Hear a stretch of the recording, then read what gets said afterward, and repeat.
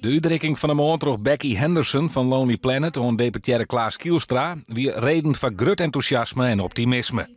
It gives me great pleasure to present this award and officially announce Friesland as one of Lonely Planet's top 3 European destinations to visit in 2018.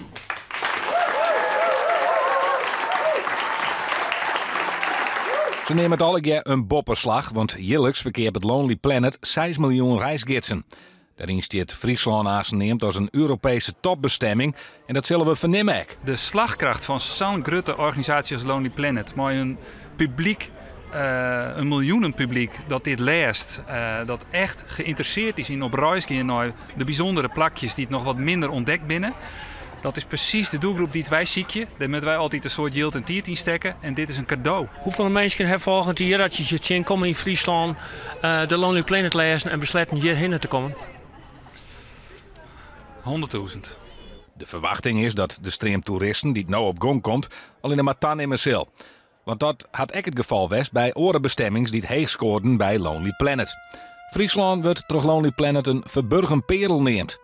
De prachtige Friese meren waar je zo geweldig mooi kunt zeilen.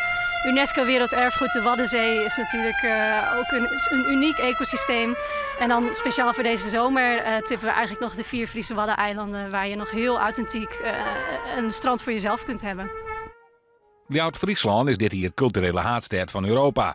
En dat is de jury van Lonely Planet net ontgien en had Friesland een hege notering bezwargen. Ik denk dat 2018 de aanjager was om tot deze titel te komen. Want wij hebben gezegd 2018 laten we ons zien. Wij zijn zeg maar, met z'n allen naar buiten toegetreden. Wij zijn trots op wat we doen. En dat is gezien. En dat is nu ook door Lonely Planet gezien. Jongens, top.